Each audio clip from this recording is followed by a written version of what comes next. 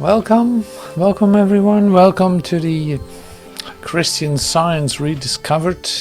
And thank you that you're here, that you decided to join in this discovery. And yeah, it's great that we can continue this. Still, some of us are coming in. That's wonderful too. So today is the day of the creations of light. That's the title of the meeting, Creations of Light. And we will discover what it actually means. Like, what is light? What light are we talking about? It's like spiritual light, but what is that? Can you see that? What is it? So we're going to take a look at that idea. And we're going to say deeply, in fact, contemplate ideas of the release of the fantasies of sickness. Now that's something from a lesson of A Course in Miracles 137. When I'm healed, I'm not healed alone. And I read that lesson again, and I had like, this is my favorite lesson. I love it.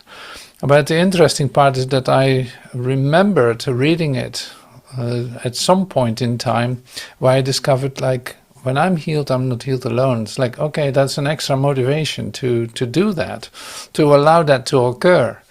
And so that's an interesting idea. If you recognize yourself to be two, like two of you, like, okay, there's someone else too, then it makes sense. But if you recognize yourself as being one, then suddenly your motivation falls away, you could say. There's no necessity then anymore for making that a big deal, so to speak. It's like, when I'm healed, I'm not healed alone. Of course, because I am not alone. I am in complete communication with every aspect of creation. With every aspect of creation. It's like, that's huge. I communicate naturally with everything. Because that's part of creation. It's total. Creation is total. That's why it's whole and perfect. That is not separate parts. And so, reading then lesson 137, you come to this point where you actually see, I see that as a motivation to do the lesson extra well for my brother too. And that's very lovely. But it's only lovely to the idea of your discovery that there is only one. When you discover there's only one, like I said, that dissolves. So for now, we're still going to use that. You could also say, like, well, what needs to be healed? If it's whole and perfect, what needs to be healed? And then you got a point there. So what is this awakening? What is this healing process? What is this Christian science? What is this? What is there to be rediscovered? So Mary Baker will be with us today too, and she has two expressions that she wants to present to you, and they fit in really well with what we're actually going to discover. So let's get started first with the contemplation. The contemplation is from this lesson 137, and it's just 2 paragraphs, but they're very fundamental. Now, they're so fundamental and so deep, you could say, that I would love to come back to that later in the last half hour. So there are some expressions that I can share with you on the whiteboard, and you'll see. They all have to do with healing. There are so many expressions in this one lesson about. Welcome everyone, great that you're here. I'm so happy that you made it. So we continue now with the meditation, and we made a pre-fabricated video for that.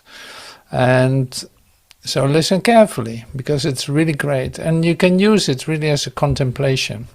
This is a bit of forework that we do for the last half hour, in which we're actually going to take a deeper look at it. I'll bring it back to the start, and there we go.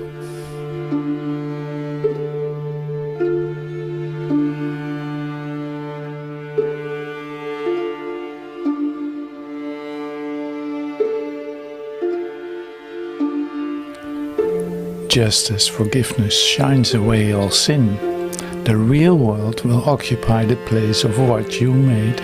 So healing must replace the fantasies of sickness, which you hold before the simple truth. When sickness has been seen to disappear in spite of all the laws which hold it, cannot but be real, then questions have been answered, and the laws can no longer be cherished nor obeyed. Healing is freedom, for it demonstrates that dreams will not prevail against the truth. Healing is shared, and by this attribute it proves that laws, unlike the ones which hold that sickness is inevitable, are more potent than their sickly opposites. Healing is strength, for by its gentle hand is weakness overcome, and minds which were walled off within a body, free to join with other minds, to be forever strong.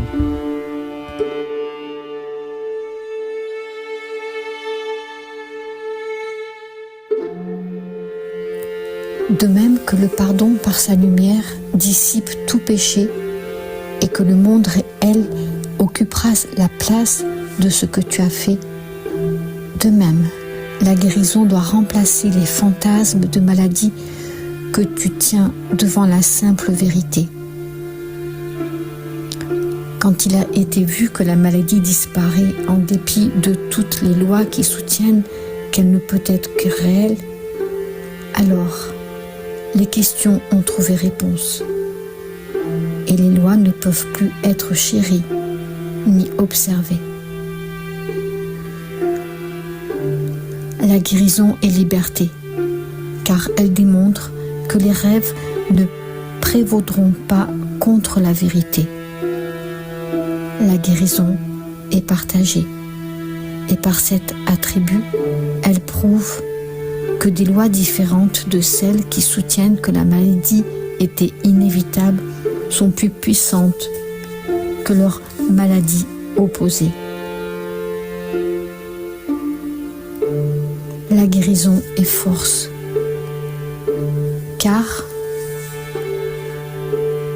par sa douce main, la faiblesse est vaincue, et des esprits qui étaient emmurés au-dedans d'un corps sont libres de se joindre à d'autres esprits pour être forts à jamais.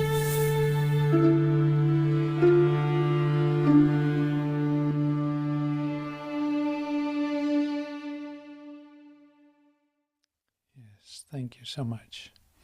Thank you so much for joining. So we enter into a beautiful silence, and see, that's great. That's where something can happen in you. You know, it's like that's the place where we actually meet in this silence. What is there to add to that? Huh? What is there really to add to that? So, what I will do, I will bring something in there, in this silence. Just it doesn't have to be disturbed by anything. So you take this silence with you. And that's lovely, you know, you take that with you wherever you go, because you don't have to lose that. It is within you. It's easily brought back into your awareness. You see that. So this is a healing procedure. You come back to your peace. It's happening here. It's happening now. And what is the necessity for it? In fact, just that you put down your ideas, leave your concerns, not considering anything, not being worried about anything. Just, in fact, stepping back and saying, like, okay, this is it. This is how peace looks right now. This is it. So that's really lovely. Now, continuing with where we're heading to in this, while we actually don't have a motive at all, like we don't want to reach anything except staying in our peace, Don't forget, it's like there's nothing to accomplish here. Don't worry, there's nothing to accomplish. Now we actually stay right here. Now we can bring in ideas, for instance, of Mary Baker, or we can bring in ideas of what is actually light. Now, what is light? Well, let's take a look at what is actually light. You can say, like in physics, you see light is electromagnetic energy. This is what we know. So we have a visual spectrum in which we can see those beautiful flowers, or can see the other person. But is that really light? Because is that person really there? And we know now, it's like, no, that's mesmerism. It's a dream. It's a dream-like structure, and it is not what it appears to be. Not as your brother what it appears to be, not these flowers what they appear to be.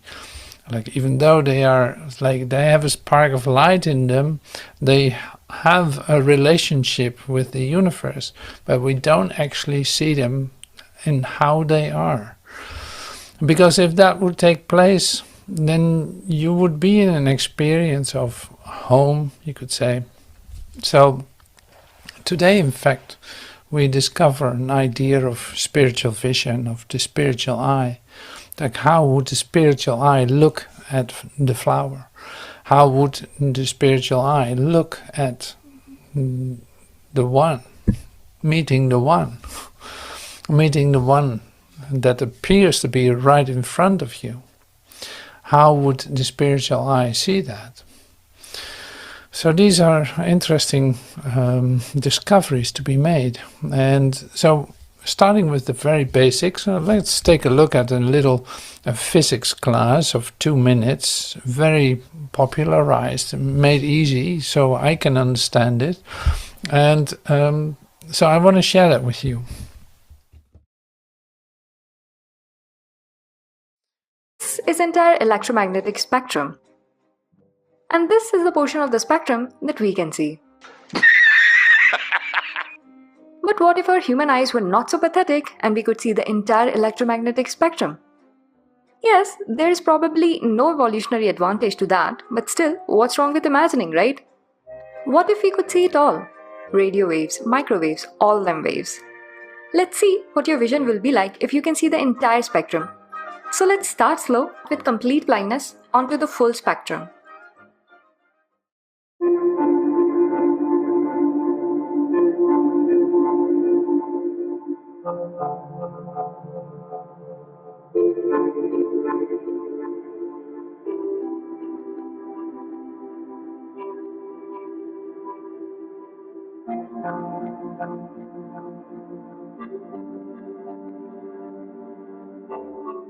You might have noticed that after expanding beyond our visual spectrum, we are representing the infrared waves and the ultraviolet waves using the colors that your brain can already process, which are some combinations of RGB, red, green, blue.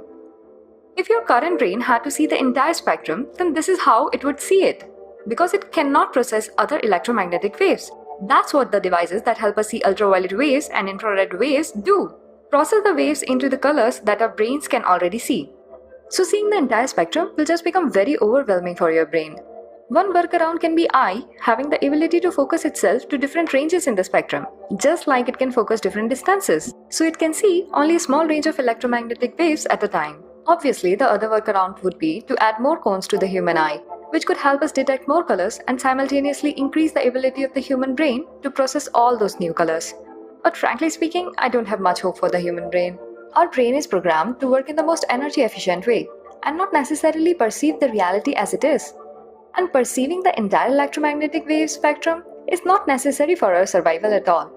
So our perception is restricted to a very small range of reality. Just imagine what else is out there beyond our perception that our brain doesn't even get a whiff of, and we just assume that we are experiencing the true reality.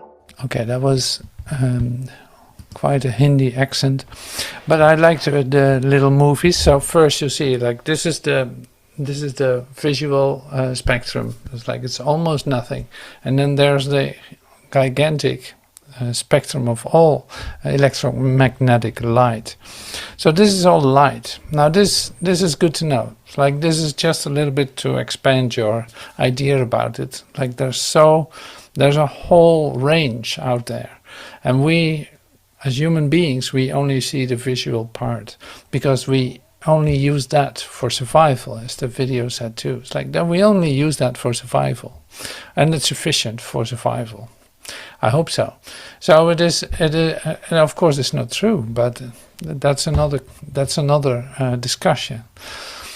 So here we go. This was the physics class. We continue on with two expressions of Mary Baker, and they are related to this. I'll show it to you. I just want to I really love to share this with you. Creation perfect. When will error of believing that there is life in matter and that sin, sickness and death are creations of God be unmasked? When will that happen? When will it be understood that matter has neither intelligence, life, nor sensation, and that the opposite belief is the prolific source of all suffering? God created all through mind and made all perfect and eternal. Where then is the necessity for recreation or procreation? Where is the necessity for that? He created everything perfect and eternal. Now what needs to be added to that? Or what could you possibly need? What you think you need? So this is a very fundamental question. A couple of questions that Mary Baker's giving to us. So when will that change? When will it be understood that matter doesn't have intelligence? Where is the necessity for recreation and procreation?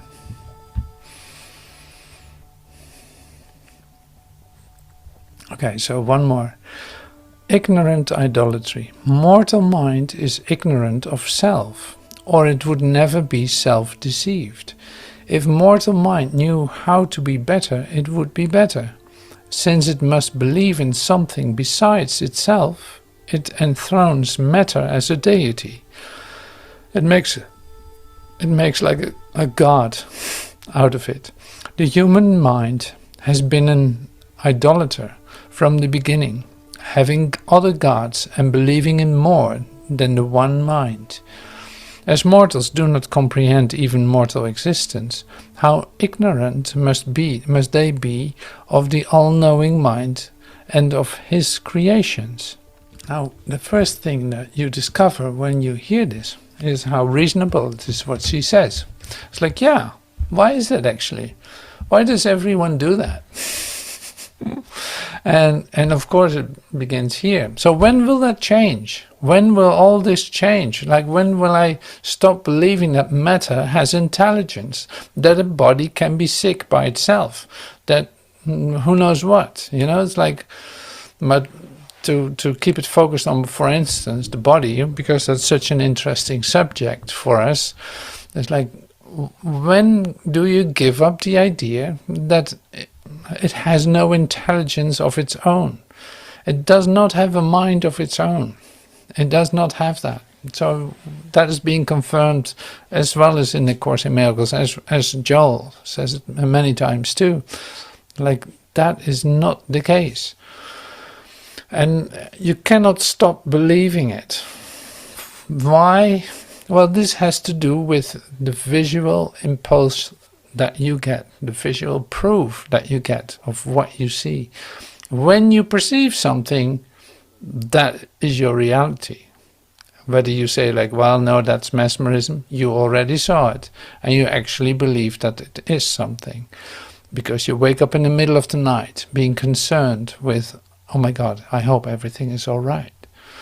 You know, this is, you can say 100 times, 1,000 times that it's mesmerism. That's not going to change your experience of it. So it is like, you can't help yourself, literally, you cannot help yourself believing what you see. That's simply impossible. So give up the attempts to do so. Don't fool yourself in thinking that you can do this on a mental plane, that you can literally change yourself by, in fact, convincing yourself. By your activity of mind, you cannot bring it about. Because you don't have to either. And why is that? Well, if you understand the nature of error, or the nature of why this is occurring, if you get to that a little bit, then it becomes very clear why that would never work. And what is that? This is the last thing you're going to admit, but you can question the reality of your existence. If you question the reality of your existence, then you come closer to the new experience that is the light in you, the Christ vision, the Christ experience. But you will first have to admit the unreality of the way that you have defined yourself. And we know this, but still in the practice of it, you keep looking for confirmation in your sickness, in your physicality, recognizing yourself as this body, dealing with it, being worried about it. What do you think that is? That is an investment in that.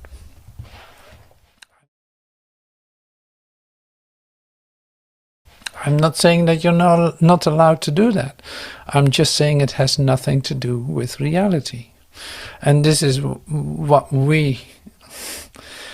see, this is the interesting part is in fact the paradox in the story, because you want to get out of that, but you do everything you can not to get out of it, by thinking that you have a specific role to get out of it. You want, even in your awakening, to be special. You want to in fact to have a special role in this whole story. If you wouldn't want that, you would easily step back and let it all go. No, you have an investment in who you are. You want to still save your face in order to, in fact, to die. You want to save your face. You're still concerned about what the so-called others will think about you, or this kind of thing. Or you want to prove to God that you're really good and that you deserve healing now. Something like this. So you're still in an exchange with something that does not exist. Now this is the depth of insanity that we're dealing with. In fact, that you are dealing with too. It's like, so in other words, so this is the healing part in the whole story, is if I admit, like, I cannot do this by myself whatsoever. Like, no, I'm just a thing in the way. I just need to get out of the way with my ideas about myself. I need literally something from outside my cocoon, outside of my cocoon of ideas about myself, to come, in fact, to bring me a new experience. Like, it doesn't need to be repaired. No, you need a whole new experience. It's a birth, it's a rebirth, it's a resurrection. You don't need a repaired body. No, you need a whole new experience of yourself, one that is truly you, as a complete replacement of what you think you are. And when I say complete replacement, it is like the replacement is a totality of being. It has nothing to do with the separate thing you think you are.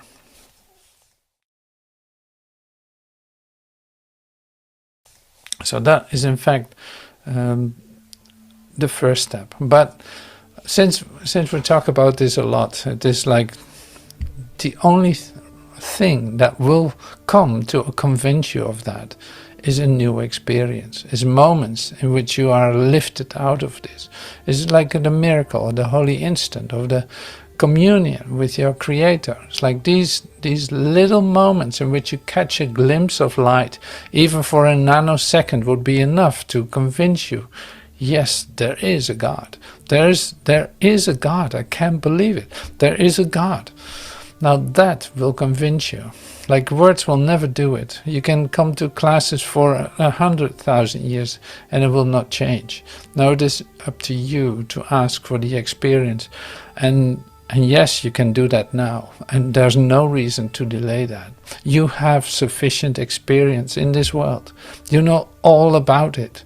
You have seen it all. Otherwise you would not be here to listen to this. You have seen it all, so it's time to actually ask for what you need, a recognition or a moment of an experience of communication with your Creator, recognizing that that's the only thing that is real about you. You in communion with God, you with communion with your source. So that's where the healing takes place, and that's so we're going to bring in some healing principles, miracle principles, because they're so revealing. And so it's like the whole, we've been cleaning up a lot, but here it is. It's like the whole timeline idea that you have, this sequentiality of everything, the way you organize your thoughts, all that can go. Release it. You don't need it. You really don't need it. And if you release it, there's space in your consciousness for something else. All your concerns and considerations about everyone, all the relationships, all of that, all these considerations you don't need. All of this you use, in fact, to place yourself in a time-space continuum where you will literally only see this electromagnetic energy and thinking that it's you, thinking that that defines you, while there's a whole huge spectrum out there that is part of life, that is the universe itself. It's like that. So you limit yourself to this little spectrum, this little part where you think everything already is and where you can continue forever reproducing yourself and getting old and sick and die. You know, this needs to go. This whole idea is done, is over. It did go. It is over. It becomes so obvious when you let go of it. And to give you an example, somebody asked me today, it's like, well, what did you do? What's going on? What did you do? And then it's like, nothing. I really don't have a life. I really don't have a life. No, the life that I've lived, that I live, is gone. It's over. Like it's on a continuing basis, it is over. I simply don't have anything to tell you in that sense. I don't have anything to tell you because I recognize it's over, it's over, it's over, it's over, and it's over, and it's over, and it's over. And there's nothing left of it. It's gone, it's over, it's over. So my mind empties out just beautifully nice in order to receive light and love and feel my connectedness with creation. Like that is the occurrence. That's the only occurrence. What can I tell you about it? I include you completely in. So great. But this is a bit like that. It's like, no, finally you're free of all the concerns. Isn't that what you wanted? You want to be free of your concerns. You want to be free of any kind of limitation. Well, so here's the thing. It's like, in fact, you discover what I'm reading, what is in this book, what Mary Baker's telling me, all these questions she asks. Why not answer it? Yeah, why not now? Like, I want this new experience right now. So it is with the miracle principles. It actually means what it says. It is not just a book that's nice to read. No, it means what it says. It's ready for you to be completely accepted because it tells you something about you, the real you that you are. And it tells you how to get out of the dream that you experience yourself to be in, with all its limitations and all its specificness. So that is the offering continuously. Like I'm not saying much news in that sense. Like it's always the same story. If you find yourself in a dream of limitation and you want to get out, you can. Follow instructions. Listen to what it says. It actually means what it says. Follow the instructions and you will be taken out of this. Oh yeah, here's one Bible piece that I wanted to put into because it has everything to do with light. The lamp of the body is the eye. Therefore, if your eye shall be sound, your whole body also will be illuminated. But if your eye shall be bad, your entire body will be darkness. If therefore the light that is in you is darkness, how great will be your darkness? This is from the Aramaic Plain English Bible. So the lamp of the body is the eye. And I like the idea of the lamp of the body is the eye because it is like literally projecting outward. Your eyes are actually projecting. They're not receiving information about what you see. No, you actually put an idea out there. And then you bring it back. So if your eye is single, like with the spiritual eye, you don't see differences, but you say, look at it in a totally different, in totality instead of in fractions, then your body will also be illuminated. Like your body will be full of light, as the KJV said, the King James Version. When your eye be single, your whole body will be full of light. Now this makes perfect sense if you're in the experience of it. So in other words, if I for one moment release my ideas about who I think I am and allow a new vibration, you could say a new segment of light to come into my awareness, then I can literally see in totality. Like I can see in totality. My third eye it's not necessary to see it like that, because it is like, no, this whole body thing we need to get rid of. This whole body thing, I don't want to place anything on the body, because where's my spiritual eye when I close my eyes? Well, it's right here. I can see that and I look with that. Great. But is it located on my body? No, it's not. Okay. So that's gone. So if I'm not material, if this body is not material, if I am not material, this body seems to be that way. But if my eye is single, my body is full of light, what is there to die? What can possibly die? Light cannot die. Like literally, you cannot stop light or anything.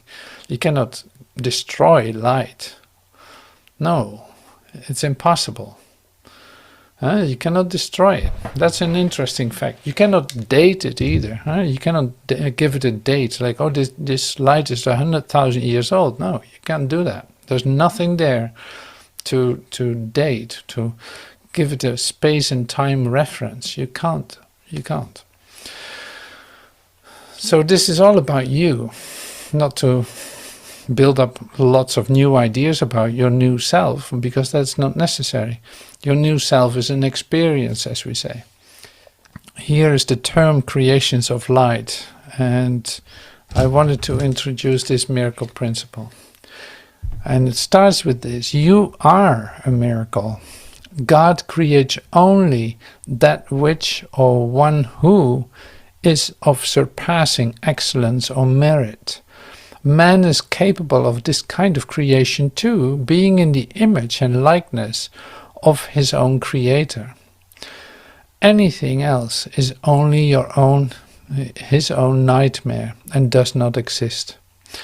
Only the creations of light are real. Now the creations of light, to give that a little bit of words, you could say, creations of light is in fact coming into the co-creation with your creator. Now, what does the creator create? Since it is the source of love, what does it create? Love. Right? It extends love. It expands love. It is what love is. Just like you. It is. You are what love is. Despite your own definitions, you are what love is. There cannot be something else. There is a totality of love. A totality of love.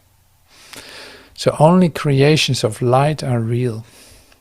And that's a very happy thought, you could say. It's an incredibly happy thought. Creations of light. And they are real, not your nightmare. The nightmares are of your own making. And that's like a misperception, nothing else but that. It's a mistake to think there can be something else but love. And it's not that you have to now correct your mind continuously. It's like, no, this does not exist. There's only light. No, that's not it either. Miracles praise God through men. They praise God by honoring His creations, affirming their perfection. They heal because they deny body identification and affirm soul identification. By perceiving the spirit, they adjust the levels and see them in proper alignment. This places the spirit at the center, where souls can communicate directly. Miracles praise God through men. So then it's like, okay, miracles praise God through men. So you are a miracle. So this is what it says. You are a miracle. So you are that which praises God. You are that. You are a creation of light. You're not something else too. No, you're a creation of light. And you want to experience that. Now, that's a matter of allowing that, asking for it, receiving it, and letting go of what you think you are. Not trusting your perception, not in any kind of way trusting your perception of yourself, not trusting any idea you hold about yourself, or how you define yourself. So it's like, actually you start to use the power of your mind in doing so. Because recognizing I'm a creation of light, I cannot be anything else. I stay in my vigilance of that. Like I stay in the vigilance of, no, I'm a creation of light. That's the only reality about me. Now here I have a possibility to sink deeply into that experience by allowing that to completely touch me, completely overwhelm me. Like creations of light are real. I am that. I am that. Now I want to go deeply into that experience. I want to discover what that means. And I'm going for it. Like I'm not holding myself back to deeply dive into that. So this is what we're going to practice a little bit in the last half hour of this meeting. But this is like, it has all to do. Are you letting this in? Are you actually letting this deeply, deeply, deeply, deeply, deeply into your own experience by recognizing that it actually is all about you, that this, what is being offered, is coming from your own source within. And that would be a reason to celebrate in the first place. And like it's not just an idea, it's not just a concept. No, this asks for you to stand still and have this as your own experience, not being afraid to completely go into it, allowing that to be eternal, to be infinite, so deeply into it that you don't know where you are, who you are, and having no concerns about it either. This is in fact the offering. So God's creations cannot lose their holiness, although it can be hidden. The miracle uncovers it and brings it into the light where it belongs. Holiness can never be really hidden in darkness, but man can deceive him on this point. Like holiness can never really be hidden in darkness.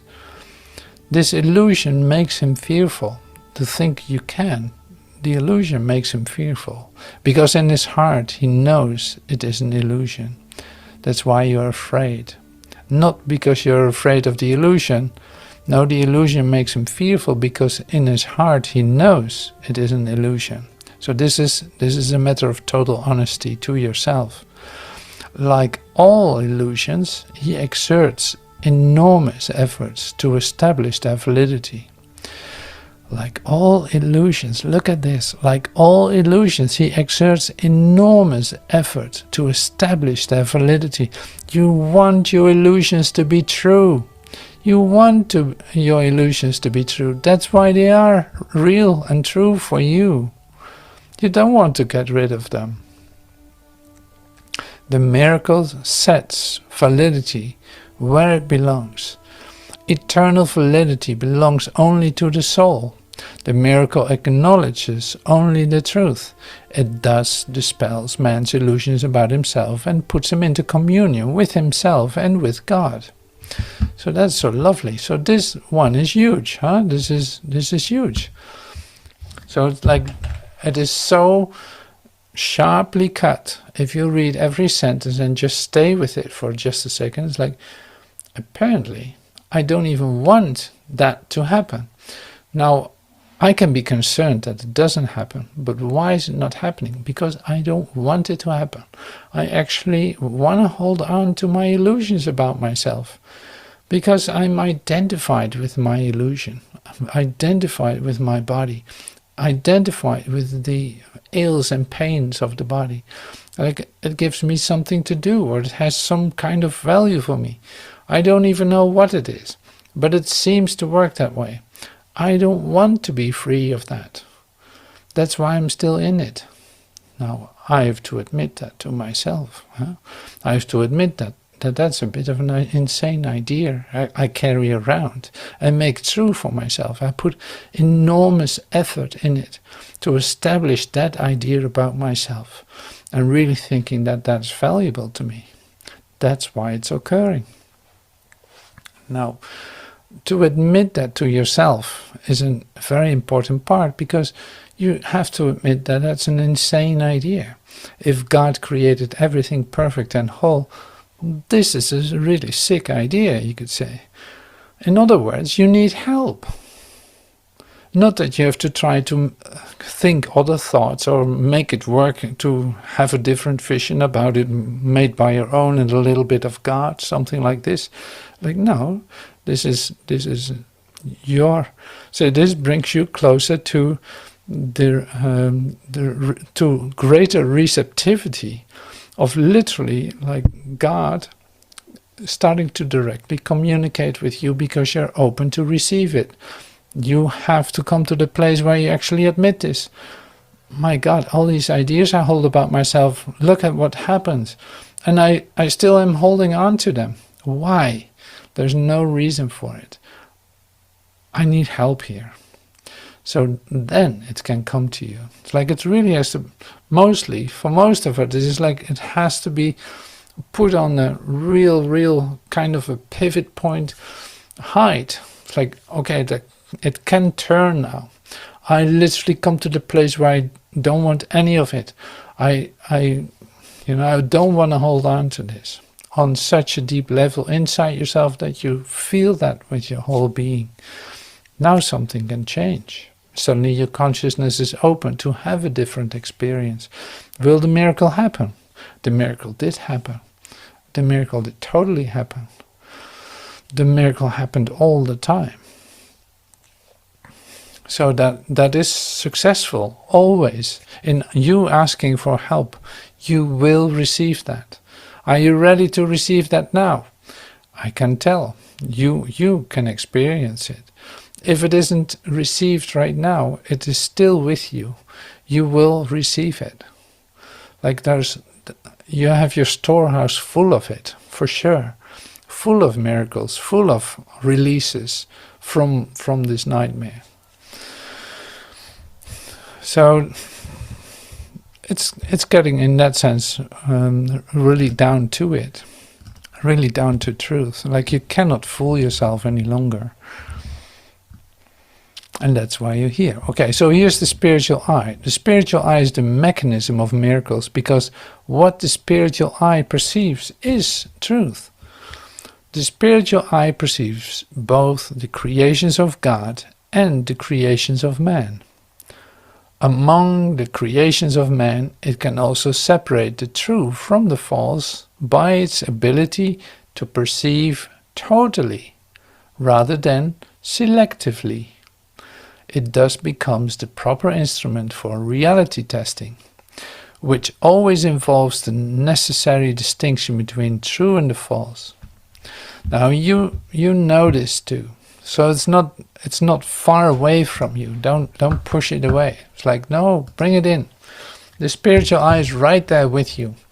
And how does it distinguish between true and false? This is really great. It's like, how does it distinguish between really the difference between real and false? It does that by your experience. You find yourself in the middle of a conflict or a contraction or a pain or a difficulty or a concern so intensely. That is, you know that you are, say, running after something that has no reality. If you admit that and give that up, let that go, then you can, say, enter into a different experience of yourself. Suddenly there's, you can breathe. You see that, oh, what was I running after? I'm so happy I let this go. There follows a relaxation. There follows a sense of peace that wasn't there before. What did I discover? The truth.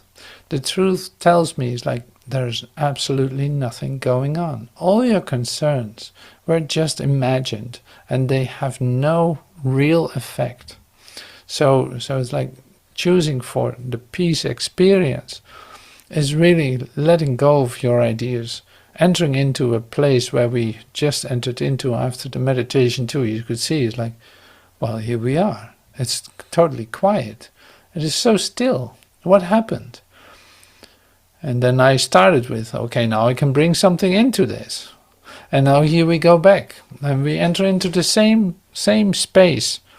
Quiet, stillness, peace, restfulness, stillness, listening. It's like, it's totally quiet, totally still. Nothing is occurring. What can possibly occur except the beautiful communication that's given us? The beautiful communication between my source and me, in my love for my brothers, in total inclusion of everything, but not, say, distinguishing, not selectively looking at it. No, a total inclusion. It's like, it is either true or it is not true. When it's true, it will bring me peace and happiness. When it is false, I find myself in conflict and I feel separated. I feel that I'm all doing this by myself. I'm basically overwhelmed by my depressive feelings. That's not it. I have to let go. I have to give up. I'm thinking insane ideas. Now it's time to ask for help. Show me what to do, where to go, who to see, and I need help. That would be sufficient. I need help. You're dreaming. This is not real. This is not so.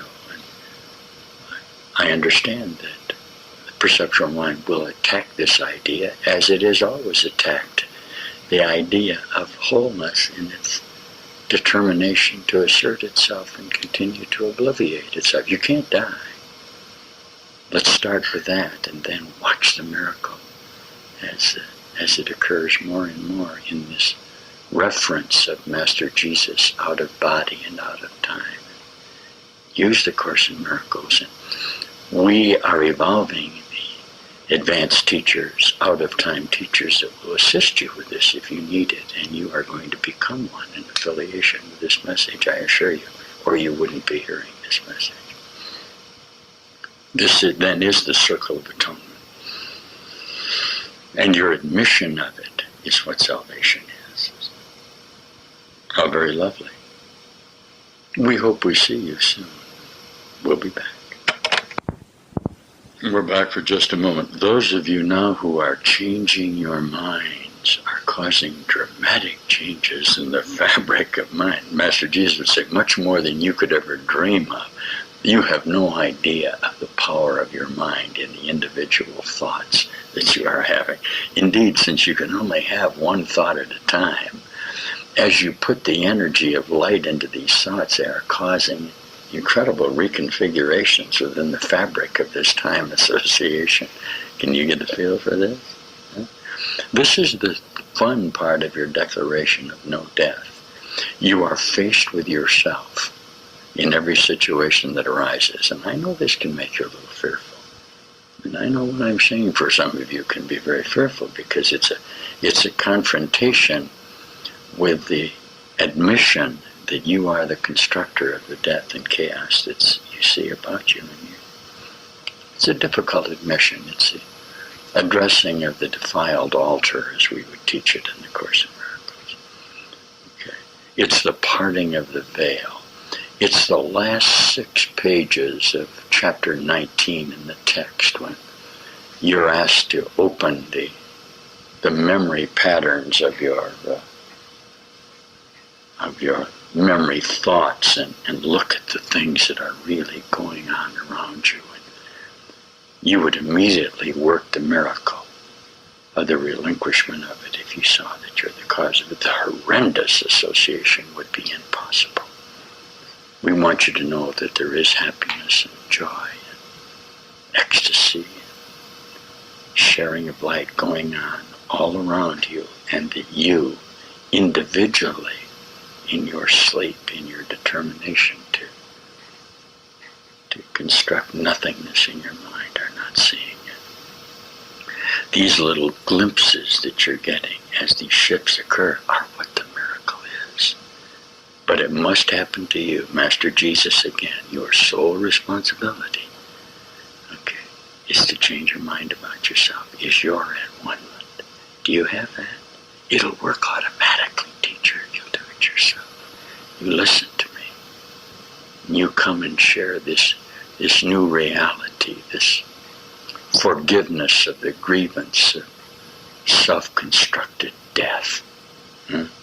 You'll come into a whole new scenario of reality. Jesus calls it a lovely, true dream, where we stay just for a moment and then step out of time together in the admission of our single source and our love for each other. Thank you, teachers of God. He is risen. You are risen indeed. So in the class we continue with a group activity in which we pick one of the expressions about healing, and then you're actually going to give that to one another. So here it is. You can do this by yourself too. So you see now, say, 2 lists of expressions. So go through them and see which one resonates with you. And you pick that one for yourself and sit with it for a moment. Then you can give that to whoever is around you or whoever's in your mind, where you think about, and you give this as a creation of light, you could say. So that's a really lovely exercise, and thank you so much for doing that. And if you feel like it, you can send it to me, and so ebhub@gmail.com. You're always welcome to send me your recording or your favorite expression or any comment. Thank you for everything. Thank you so much.